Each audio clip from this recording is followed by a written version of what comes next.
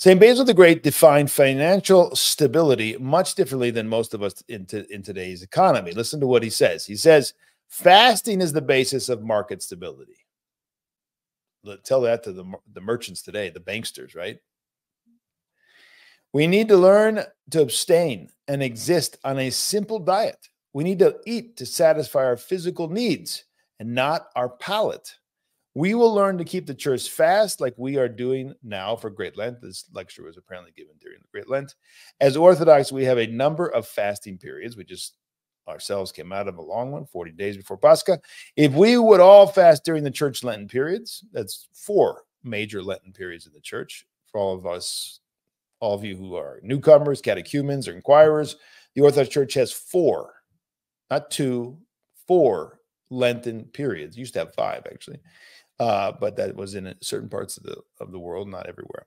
So obviously the 40 days before Pascha, the 40 days before Christmas, those are fast periods.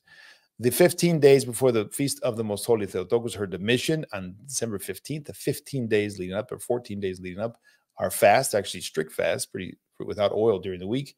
And then the time between the Feast of the All Saints, the week after Pentecost coming up, until the Feast of Saints Peter and Paul. These are the 4 basic fasting periods. And then, of course, we have every Wednesday and Friday. Many, many Christians fast before Holy Communion, the day before, the night before. Some Christians fast with the monks on Monday. That's mainly the monastic tradition for the angels. And then we'll have special fast days for very important feasts like St. John the Baptist on August 29th, his beheading. That actually is a feast which we fast in honor of the martyrdom of the saint, or the Holy Cross on the 14th of September, which is a fast day. So there's unique exceptions to that on those kind of feasts. So the fast is about half the year for an Orthodox Christian. And if we do that, we're going to be, it's essential. The Lord didn't say if you fast. He says when you fast. And the church has come down to see this is a very beneficial way of life for the Christian. It frees him from many, many things, and it helps him to pray. It helps him to focus and all the rest. So if we would keep the fasting periods, we would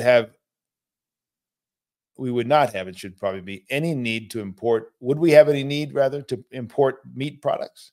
Because in Greece, he was saying, the elder was saying, I didn't include that in recent years, there's been a tremendous influx of importing meat into Greece because there's more and more people eating more and more meat. In other words, secularization. In other words, they're not fasting as much.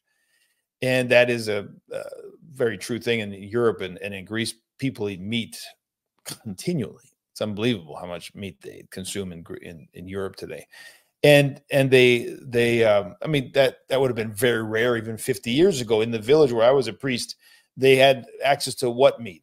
Basically the meat of their village. They didn't have the luxury to go by foot or take the cart and go down to Thessaloniki and buy meat and then it would probably spoil by the time they got back or something. So they had the meat that was in the village. In other words, their own animals. So when would they eat meat?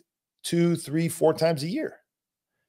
Whenever they had to slaughter, they would slaughter the animals because they didn't have freezers. I mean, so 50 years ago in the village, 60, 70 years ago, I guess now, back in around the World War II in the 50s, before, the influx of all this technology, that's how people lived. So meat was a rarity. It wasn't something they could eat every week, let alone every day.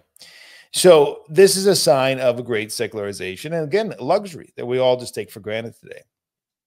So if we fasted, we wouldn't have need of this importation. And therefore, he says, we would have a much more stable and self-sustaining economy. It's very interesting. Huh?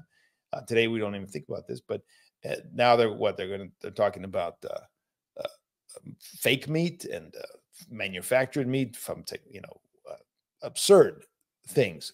If men knew how to live spiritually and to fast, then all of this absurdity would never even be discussed. But here we are because of our passions and our lust and the merchant's desire to make money off of us.